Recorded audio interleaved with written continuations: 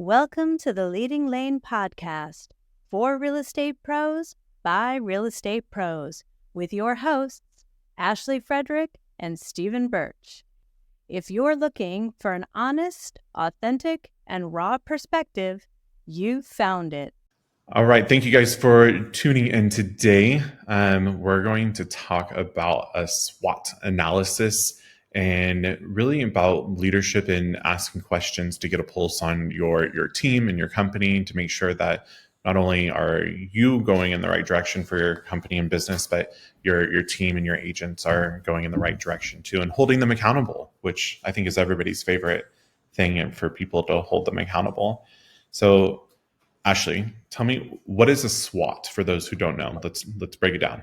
Yes, a lot of people are not aware, but it's basically 4 areas that you can break down yourself or break down the company, others, and what those entail are strengths, weaknesses, opportunities, and threats. And so, I like to put them on a 4-quadrant, if you will, and kind of write down each chunk of strengths, weaknesses, opportunities, threats. And I think you can look at it as far as inside threats, outside threats, market threats. Same thing with weaknesses. Is there somebody in your local market that's doing something better than you are? But also in the same aspect, are there opportunities that you have to outshine competition, other realtors, other offices? What is it that your office or you as an agent are doing that's, killing it? So your strengths. I think it's really nice for people if you really want anything you can do on yourself, right? But it's also a really good idea to have other people maybe give you some ideas as to what they think your strengths and weaknesses are. I think that could be good, right? Like you think you're good. Maybe you don't realize you're really good at something, or maybe you don't realize that you need a little bit of help in one area. And I think that's probably a great point right there, is that a lot of times people are so apt to be able to go quickly to their weaknesses because they can identify their weaknesses so quickly, but then they have a very difficult time to be able to identify their strengths. So I think it is important to have other people there and make it kind of a group effort. One of my favorite things when doing this activity, like with a group, and being able to look at it from, let's say we're going to do a SWOT analysis on our company. I would have 4 different tables and have paper on it, and I would do the S for strengths, W for weaknesses, O for opportunities, T for threats, and then divide out the group amongst those 4 different tables. What I do with my people is the rules are you're not allowed to talk whatsoever. So we'll spend 5 minutes at each of the different tables, and we're going to rotate through. You can write on there, you can draw on there, you can put exclamation marks next to the things that you really agree with, star it. You can cross out something or put sad face or, whatever, and still react to others people's, answers onto each of those different quadrants. And I think it's really cool to be able to see how, once you move so many people through there, that since we're not talking aloud with it, I think people are more apt to be open and honest with what is really going on. And then they don't feel that judgment for other people. But, from a company perspective, we need everybody's opinion and you need that feedback and honesty so that we can make the shifts and alterations as we see fit, and to make sure that we're going in the direction that we want to go. So once we get done and everybody goes through all of those different tables to fill out their respective area, we then collectively do one as a group. And then what I love to be able to do from our weaknesses is be able to find solutions. So still break up that 4 different, groups. And now let's find solutions to each of these different opportunities that are in here to better the company. And again, more brains together, the more powerful it's going to be. But I just think this is so important. The first time somebody ever said, we're going to do a SWOT analysis, I'm thinking bringing in the SWAT team, what? But no, it's so good. I do one every single year, and then I do one from a company perspective, and then each department and each director of our staff that we have that handles a department so that they can see like what needs to happen from a high level, and then what do I need to do as well, and then see how we can marry those different things together to make sure that we're in a cohesive plan. I really like that idea of having it like done at the office and without talking. So actually, we have a meeting next week, so I think I might steal some of that from that time. And I tried to get everybody, like the first time I did it, everybody had their own color. And I was like, well, that was kind of stupid, because like now they're going to be able to say like, oh, green was Steven. This is what he said, that, judgment. So what I really do is everybody gets the same color. So everybody gets black first, and then they can grab a colorful color to be able to then draw on there afterwards, just to be able to keep the playing field easy. So yeah. Great idea. Yeah. So what do you like? How often do you do a SWOT analysis, and then how do you do you make your agents do it? Do you make your leadership do it? Like, what does that look like in your company? Yeah, I would say that we don't do them frequently enough. Definitely something I think to work on, and I think maybe more so even just like specifically stating it as a SWOT analysis, because in our quarterly reviews, like we'll ask questions like what have you done well? What do you need help with? So it's probably not necessarily the quote unquote SWOT analysis. It's a different way around it. I like to do it, at least at this point in time, annually, like you talked about. So I think sitting down with a group this next week will be beneficial. Myself, I think I like to try to do it like twice a year, and I try to do it more so like for me as an agent, but then also for me as the broker in our company, just trying to be aware of what's going on, what's changing. I mean, real estate, I feel like it changes every single day. So like where we're going, what we're doing, what's the next best thing, which we both know that the next best thing isn't always the next best thing. So, is it worth it to chase that new shiny thing, which we've talked about? Not always the case if we're already doing something really well. So I would say that I think quarterly is a realistic goal for us to start doing, which we're at our 1 year or our first quarter review right now. So I think it's a great thing to implement moving forward. But I just think it's also a really good idea to keep in tune with your agents, to just, if maybe a threat or a weakness is exposed, then you have the time to figure out what that looks like as far as a solution. And, it's a good measurement when you do the next one to see if that still shows up, if it gets addressed. I think it'd be kind of nice to keep those papers for the next time and see like, what did we do that in that interim that made that happen? And, it's a good way for retention, because we're addressing people's concerns, and maybe they weren't comfortable enough to say it wide out, in the wide out open, but they were comfortable enough to write it down in a silent phase. So I think that's a fantastic idea of quarterly. What about you? Yeah. So honestly, we probably don't do it enough, on an agent level. Our director of member relations, she does a 30, 60, 90 with our agents. And so, I think that this is something that, just talking out loud, is that I think sometimes these different type of activities, if you will, if it's a 30, 60, 90, if it's a SWOT analysis, if it's just a quarterly review, like I think people go into them like, ugh, here we go again. Here's the same old thing, same questions every single time. So I think it would be great to be able to mix this up a bit.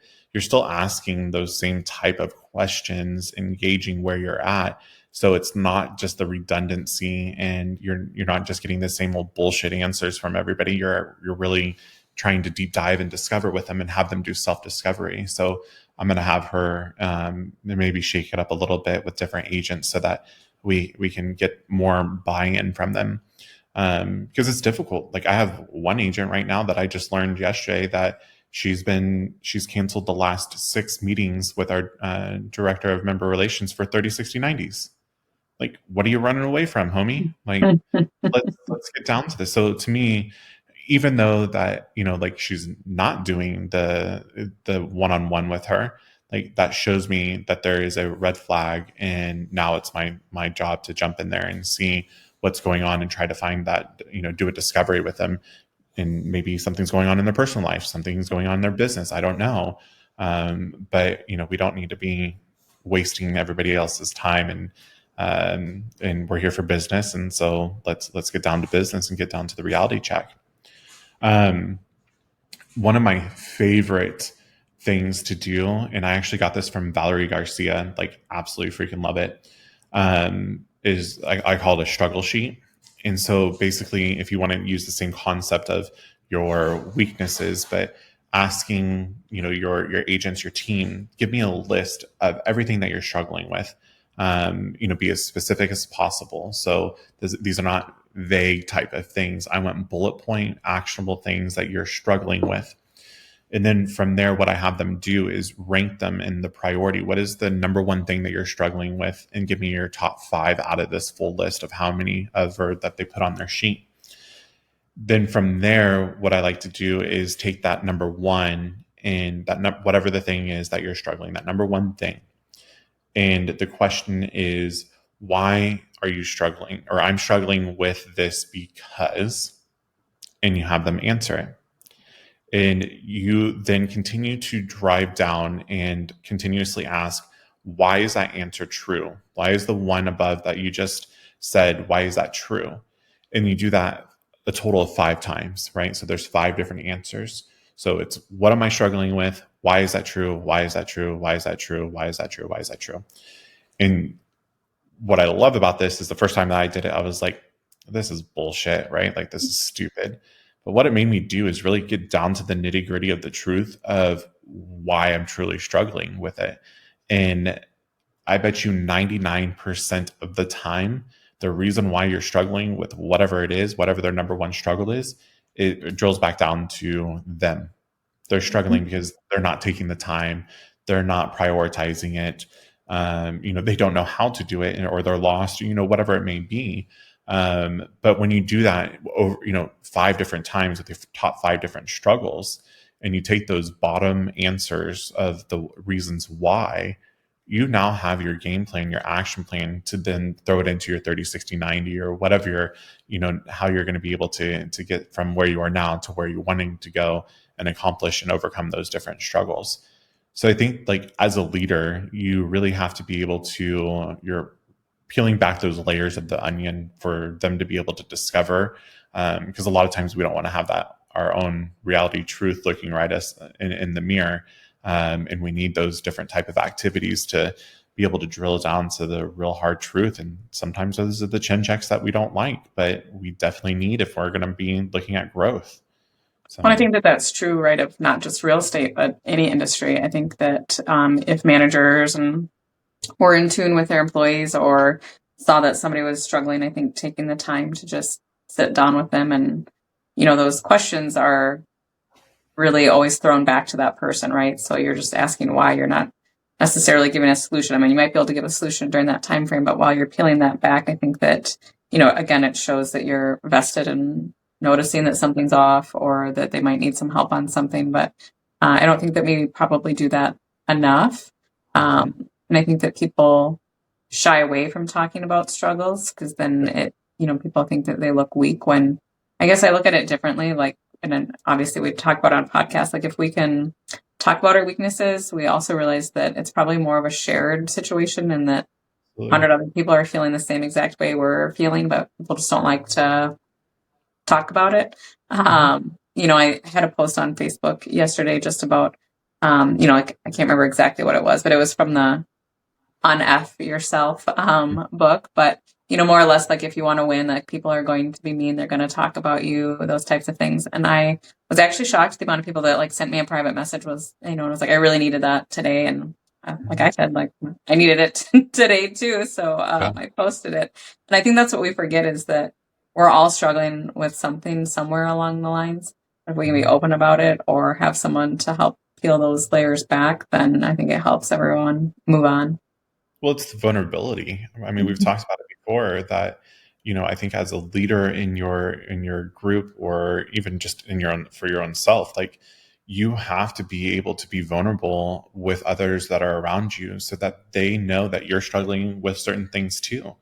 And you never know that person, like, you may be able to help the other person with their struggles, but they also may be able to help you with yours as well. And so down together, you're lifting each other up versus both of you bottling everything up and not having that open discussion. And, it's kind of funny, before we started this, we were talking about another webinar that I'm going to be on, and it was asked of me, like, well, it was kind of said to me, like, you're always on stage at receiving an award, and I want to be up there. Like, what do you do? Well, first off, just have an open conversation with your people. Like, I think that people try to find that easy button in trying to grow their company, grow their business, grow themselves. This is the only thing you have to do to go sell more real estate and sell more transactions or grow your company. But in reality, it's having a human to human conversation, peeling back those layers, drilling down, and being able to lift those people up from their strengths and then continue to push them towards, from their weaknesses, and then push them forward with their strengths as well. So that you're trying to close that gap and making them feel that they're not having all of these weaknesses, but in reality, they have all of these strengths and they're not focusing on it.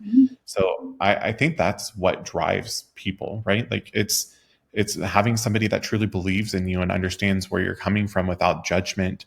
And that is what leadership is about, not just a title. Somebody that truly wants the best for you. Absolutely. And you know what? The great part of all of this too, when you're going through these SWOT analysis or struggle sheets or whatever it is, your quarterly reviews, if your people are honest, you are going to be able to identify if they're going to be a good fit for your company for the long haul or not. And there is nothing wrong with being able to discover that, you know what, they're just not a part of your company anymore. And you can help them on to their next step. Like, you don't just have to cut the ties and kick into the curb, but you can help them come up with a plan. Like, I have one, and it's so funny that we're going into this. Katie Mortimer, she was an agent of mine, and I'm throwing out her name here because I'm so proud of what she is doing. Her son passed away. I believe it was brain cancer. This has been a long time, so I'm not refreshed on the story. But her son passed away early on. His name is Brady, and she is so passionate to be able to help other people. And it was Saint Jude, right? Yeah.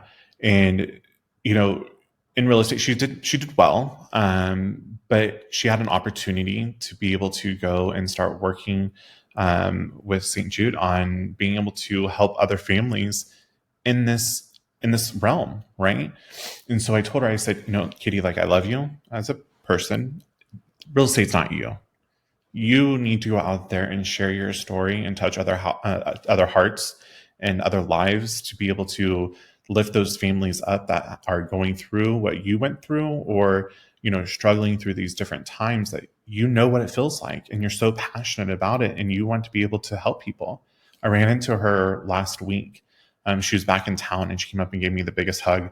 And she was like, that was the most pivotal moment in my life, that somebody like you were willing to tell me that I need to go pursue something different and go pursue my passion. And I was like, she would have been successful with anything that she would have been doing. But in reality, like, she was not living her passion. And so therefore she was not living her fullest potential. And I think that it's a good leader is able to tell people that, hey, this might not be your best thing, but let's find something else because I see this in you, and let me help you get there. Let it be just straight up, telling them, and they need to hear that chin check. Or maybe it even is, you have connections because you're in this, industry of relationships, that you can put them in place and with somebody else. There should not be any sort of hard feelings or anything. Like, I like to think that I help impact her life and her family's life now, to then help many, many, many, many other families that are out there suffering through the same things that she went through. So, we started with SWOT analysis and we go into leadership, but here we are, that leadership sometimes is scary to have those frank conversations. But the very first thing you have to do is have those conversations and understand where your people are.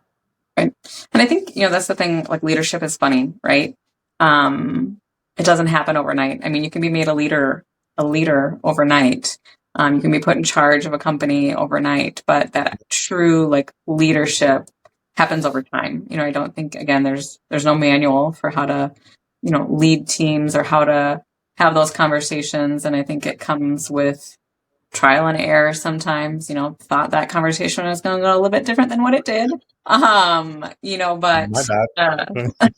had a couple of those, and it's gone the other way, like walking in, like, oh, this is going to be a horrible conversation, and it turns out to be fantastic. And I think that it's just, again, people, same, it's actually like same with this book that I was reading, like you put this story in your head ahead of time, right? So, maybe there is something that's slightly bothering you, or you've scheduled a meeting and you build up this story in your head that then just eats up time and energy, and then you get to it and it wasn't that bad at all. So it kind of goes back to eating the frog, right? Like just get it over with. And then, there was a seller that I didn't want to call because I thought that something was going to come up that I had heard through the grapevine, and, like sat on it for a day. It wasn't good for my energy or anything. And then called and it was no big deal. And here we are. And so, it's things like that you learn, or, you start to see an agent that just isn't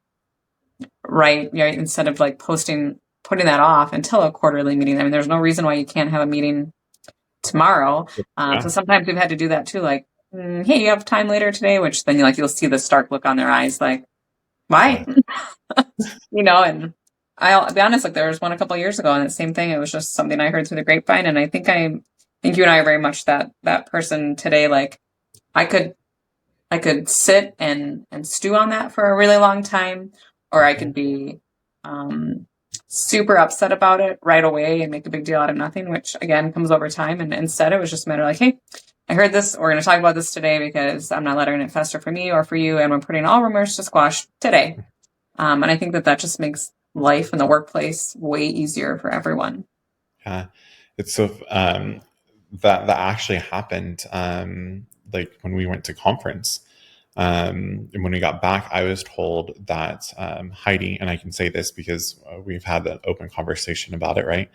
Heidi, one of my high producers, absolutely freaking love her. She's somebody that, I think maybe that's a topic that we should talk about, how it took me so long to freaking recruit her and Robin, and Missy and Alex, like how to get all of them to come over. But anyways, what I was told through the grapevine was that, Heidi and Robin were going to leave my company and go open their own. And when I was told that, I was like, I don't think so. They got it pretty damn good. And these gals, like, I'm confident that they would. Old me would have been like, holy shit, like, what's going on? Like, oh my God, like, I can't have that happen. Like, what does that look like to the, the public? And, then I got to, where I am now, I'm like, and if they do, they do. That's part of the game, right? Like, that's part of it. I don't want them to leave. And so I would have in the past came up with this whole scenario. I would have came up with every comeback that I could have thought that they would ever have said. Like, I'm already doing an argument in my brain. Like, I can't do that anymore. Once I start, if I even get an inkling of me started going this rabbit hole, like I shut myself down. I can't do that. So when we got back, I said, hey, Heidi, let's have a chit chat real quick. And I said, I was told this, that you're planning on leaving your company. She looked at me and she was like, hell no. And she started laughing. And she was like, there is no way I would ever leave. She was like, I didn't even want to leave the last time that I came here, or when I came here. And she called Robin over and she told Robin the same thing of what I heard. And Robin laughed and she was like, hell no. Like, that gives me anxiety just thinking about it. And I was like, well, I just wanted to just clear the air. Like, I didn't think so. I mean, if you are, then let's figure out how we're going to do this. Like, but I think you have it pretty damn good here that you're not going to want to go open up your own company. And, then we had all of this conversation, and really that conversation, like something that could have been bad, like really turned into a really positive conversation about, how happy they are, the things that they have learned, by being with us, and the support that they have that they're not going to be able to get anywhere else. But really, in all of that too, when we were talking, it was almost like they were like, well, who said this? I mean, it's a small town America, right? Like, I said, at the end of the day, it doesn't matter. But Heidi called me back in probably a week later, and she was like, I've been really thinking about that. That really bothered me. And I was like, well, like, we have to kind of look at this from an outside perspective. She had other obligations, and so she didn't go to conference this year. And so therefore, like, she's been to conference year over year with us. And I was like, maybe they thought that because you weren't there, that maybe you were looking at something different. Who knows? It doesn't matter. She goes, but what they're doing, whoever told you this, is trying to get under your skin, not mine, under your skin. And I said, oh, I know that. And I'm very, very confident in that. But again, where I am today, I'm confident in where I stand. Where I was 5-7 years ago, like I would have been shitting brick, like thinking like I can't have these girls leave me. Like I don't want that to happen because of the persona that it has. So don't let things fester. Have the conversation. Sometimes they're hard conversations, but those hard conversations turn into some really glorious ones. And Heidi and Robin are two of my biggest fans, always, coaching me on and cheering me on and, always giving me the pep talk that I need, and always also giving me the reassurance. Sometimes business is hard and they can recognize it. They, believe it or not, I have this face that you can read pretty well. But they then are able to see that and step in and say, hey, get your head out of your ass. Let's go. You're doing something great here. So yeah, kind of funny looking back at some of these things that how I probably would have reacted to where I am now. So, because there's nothing we can't come back from, right? Like if there's a shitty situation, like, yeah, it's going to happen. We're going to run into them constantly, but we'll get through this just like we do with everything else. And I think each of those scenarios and situations is a time to be able to grow, and it's self-growth, and that uncomfortable feeling. It's just a nice little package balled up with the growth inside of it. And sometimes it takes a little bit further to discover that packaging inside of it. Yeah, I mean, I think you talked about too, like, and lots of things you do better in person. Mm-hmm. Like, you say, like, in person is your jam. And I think that that's true too of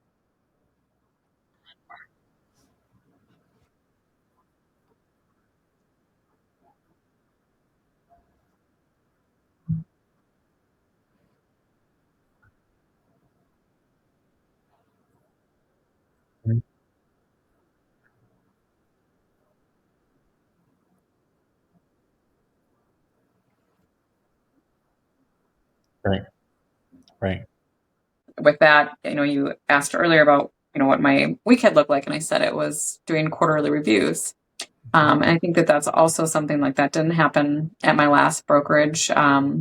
We got an end of the year and it was filled with strange questions.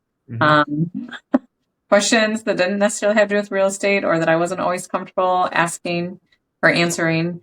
And so when I, started the brokerage and we started off with yearly reviews. And then last year after we started coaching, we kind of talked about being more in tune a little bit more frequently and started the quarterlies. And I do think it's just for me, I think it's just a really nice check-in. It's also people, I think, appreciate us making time for them as well. I mean, they know that I'm busy, they're busy, but that they know that every 3 months at the very minimum, they're going to have to sit down with me for an hour.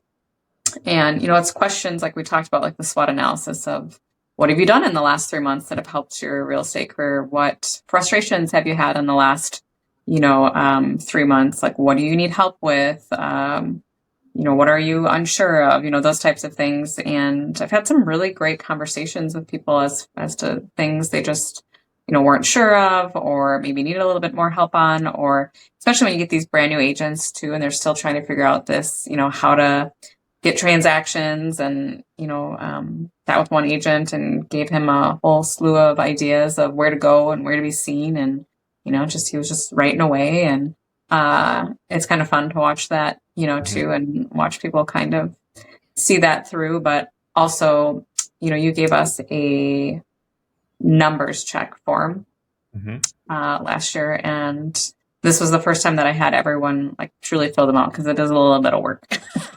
And so the know your numbers. And I think that was a really eye opener for some people as to like, what is in the pipeline, what has closed, what's coming. And again, if they had goals set, like where are we that actually falls in tune with that, or what is my income for the next 3 months looking like, and I think it was a reality check for some people, like, okay, well, like I need to make some other plans or need to really like hone in on some of these active, clients in order to make that better. Or some people that are doing really well and they're like, wow, like we're only like into April and I'm like way past where I was going to go. So I think that being able to have those open conversations.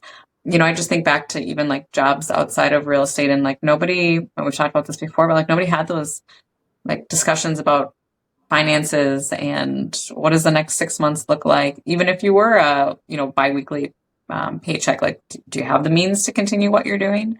Right. And one of the new agents too, like making sure that she has a tax account set up, right? Like you've got income coming in now, like you need to make sure that when tax time comes, you have money set aside. And I didn't have that discussion when I started in real estate and paid for it. So setting these agents up again, I think it just, to them, it just shows that we're like truly vested in them as humans, to make sure that they, can make ends meet and have a plan in place if they can't, or what can they do to make those numbers fit better with what they're looking for. It's all so important. I mean, like you made a great point on, you're busy and the agents are busy, but being able to be there and have that moment, and you're able to make sure that they know that you are listening to them, right? Like, I also think when I look at some of these leaders, they want to dictate, for lack of a better term, of what's going on. But you have one mouth and two ears for a reason. Listen twice as hard or twice as much than what you're talking. And so when you really are able to ask these questions and get them to open up, you will identify so much more than just the numbers or so much more than just the production. There are other driving factors, let it be family, let it be kids, or goals and aspirations in life, but those are the ones that you then now can coach to and pull them through on those. But I think people a lot of times when they go into these types of meetings, they're just an order taker. They're just writing down the answer, and they're not really truly getting into the feels of it all. Because at the end of the day, my agent success is my success. And I truly believe that and look at that, that if I can help impact their life and coach them up, then the more successful that they are going to be means the more successful that I am going to be as well. And then that means it's like attracts like. More people that are looking for that success are going to be coming and following and wanting to be a part of it as well.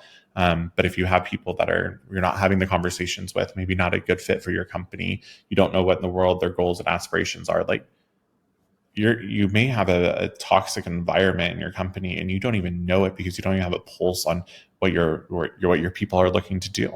So important. Leadership just talks or gets down to having open conversations, having heart to hearts, not in a bad way, could be in a bad way, but not always in a bad way. Lift each other up. And at the end of the day, everybody's going to win. So, yeah. Cool. Well, thanks for tuning in today. We're on time. So tune in next time. Please like and share, subscribe, trying to get this out there to as many people that we possibly can. Thank you, everybody that have continued to listen to us. We'll see you next time. If you've enjoyed today's episode, please like, subscribe, and share with others. Stay connected for more genuine insights and strategies to boost your real estate career on Facebook or check out our website. We'll see you next time.